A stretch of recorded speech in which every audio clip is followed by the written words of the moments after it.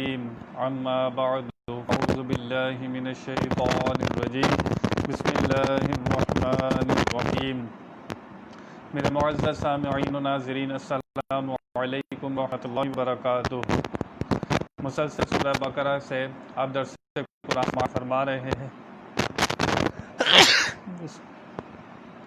گزشتہ نشست میں آپ نے سماعت فرمایا کہ اللہ تعالیٰ نے کافروں کا ذکر فرمایا اور مشرکوں کا ذکر فرمایا کہ جن کے گناہ، جن کے نظریات، جن کے اعتقاد، عقائد ان کے دل پر قبضہ کر لیں اور وہ کفر اور شرک میں مبتلا ہو جائیں، تو اللہ تعالیٰ نے فرمایا جو شخص کفر اختیار کرے اس کا خاتمہ بھی کفر پر ہو، فرمایا فاولئک اصحاب النار، فرمایا وہی دوزخ والے ہیں اور ہم فیہا خالدون، اس میں ہمیشہ رہیں گے۔ اگر جو کفر پر انتقال کرے اور کفر پر ہی اس کا خاتمہ ہو جائے تو وہ پکا شخص دوزخ میں جانے والا ہے اور ہمیشہ ہمیشہ کے لیے اس میں رہے گا، وہاں سے نکالا نہیں جائے گا۔ کافروں کا ذکر فرمانے کے بعد اللہ تعالیٰ نے ایمان والوں کا ذکر فرمایا اور ان کا ذکر فرمایا کہ فرمایا والذین آمنوا وعملوا الصالحات اولئک اصحاب الجنۃ هم فیہا خالدون، فرمایا وہ لوگ جو ایمان لائے اور اچھے کام کیے، فرمایا اولئک اصحاب الجنۃ هم فیہا خالدون، فرمایا یہی لوگ جنت والے ہیں اور اس میں یہ لوگ ہمیشہ رہیں گے۔ کون لوگ؟ جن لوگوں نے ایمان کو قبول کیا اور اچھے کام کیے، یہ لوگ جنت والے ہیں اور ہمیشہ اس میں ہی رہیں گے۔ ایسا نہیں ہوگا کہ کوئی شخص جنت میں چلے جائے پھر اس کو وہاں سے نکال دیا جائے۔ اللہ تعالیٰ کی مرضی یہ نہیں ہے، اللہ یہ نہیں چاہتا جس کو اللہ تعالیٰ جس پر نعمت کر دیتا ہے دوبارہ اس کو نیچے کی طرف نہیں لے کر آتا۔ تو پتہ چلا جس کو جنت مل جائے گی وہ ہمیشہ ہمیشہ کے لیے ملے گی، پھر اس سے نکالا نہیں جائے گا۔ جو لوگ کفر اختیار کریں ان کے لیے دوزخ ہے، اور جو لوگ ایمان کے ساتھ اچھے کام کریں ان کے لیے جنت کی بشارت ہے۔ جگہ جگہ آپ قرآن پاک میں دیکھیں گے ایمان کا ذکر پہلے اور اس کے بعد اچھے کام کا ذکر۔ ایمان جو ہے جڑ ہے۔ ایمان کیا ہے؟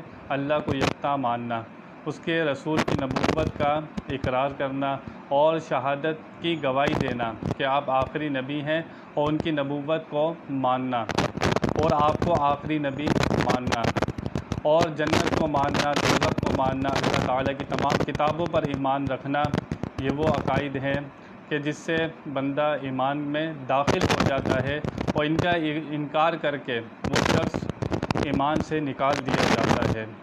چنانچہ ایمان کا ذکر پہلے فرمایا کہ جو لوگ اللہ پر ایمان رکھیں، ایمان والے ہو جائیں، پھر اچھے کام کریں تو یہی لوگ جنت میں جانے والے ہیں اور اس کے اندر یہ لوگ ہمیشہ رہیں گے۔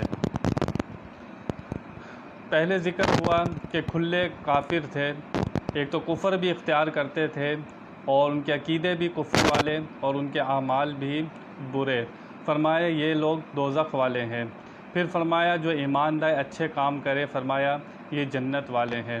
اور کچھ لوگ وہ ہیں کہ جن کے دل میں ایمان نہیں ہے، جیسے کافر مشرک آج کے دور کے اندر اچھے کام کرتے ہیں لیکن دل میں ایمان نہیں ہے، فلاحی کام بھی کرتے ہیں، مخلوق کی خدمت کے کام بھی کرتے ہیں لیکن ان کے دل میں ایمان نہیں ہے۔ فرمایا یہ جو اچھے کام کرتے ہیں ان کو دنیا میں اس کا بدل مل جائے گا پر آخرت میں ان کا کوئی حصہ نہیں ہے، ان کے لیے جنت کا کوئی تصور نہیں ہے۔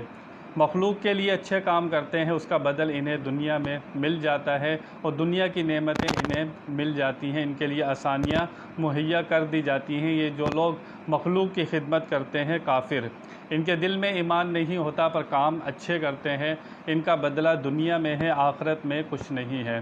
اور ایک وہ مومن مسلمان کہ جس کے دل میں تو ایمان ہو لیکن کام اچھے نہ کرے، برائیوں میں دل لگا رہے، فاسق اور فاجر ہو، گناہوں میں زندگی گزارے لیکن اس کے دل میں ایمان ہو، اس کے بارے میں اللہ تعالیٰ چاہے تو اپنی فضل اور اس کی رحمت اس کو بلا حساب و کتاب بھی بخش سکتا ہے، اس شخص کی بخشش ہو سکتی ہے بلا حساب و کتاب بھی، یہ اللہ تعالیٰ کے فضل پر ہے، اس کی رحمت پر ہے۔ لیکن اس کا قانون یہی ہے کہ جو ایمان لائے اچھے کام کرے وہ جنت میں جانے والا ہے۔ جو ایمان لائے اور اچھے کام نہیں کرے، گناہوں میں زندگی گزارے، تو یہ ایسا شخص، قانون یہ ہے کہ پہلے دوزخ میں جائے گا، وہاں جتنے اس نے گناہ کیے ہوں گے وہ سب وہاں پر اس کا عذاب اس کو دیا جائے گا، وہاں پر عذاب بھگت کر پھر اس کو جنت میں داخل کیا جائے گا۔ لیکن عذاب جھیلنے کے بعد، عذاب اس کو دینے کے بعد پھر جنت میں داخل کیا جائے گا۔ لیکن جو ایمان لا کر اچھے کام کرے اس کے لیے ڈائریکٹ جنت ہے، اس کے لیے کوئی دوزخ کا تصور نہیں ہے۔ قرآن کا کلیہ یہی ہے۔ قرآن پاک فرماتا ہے، سورہ عصر پڑھیے، والعصر ان الانسان لفی خسر۔ اللہ فرماتا ہے زمانہ عصر کی قسم، بے شک انسان خسارے میں ہے، سارے انسان خسارے میں ہیں۔ پھر اللہ تعالیٰ نے فرمایا الا الذین آمنوا، مگر جو لوگ ایمان لے آئیں، وعملوا الصالحات، اور اچھے کام کریں، پھر وتواصوا بالحق وتواصوا بالصبر، اور حق اور صبر کی تلقین کرتے رہیں، حق کے ساتھ ہو جائیں۔ جو مشکلات پریشانیاں آتی ہیں وہ لوگ اس پر صبر کریں اور اپنے آپ کو اللہ تعالیٰ کے ساتھ کریں، اور ان کا جینا مرنا رب ہونا چاہیے، حق کے ساتھ ہو جائیں۔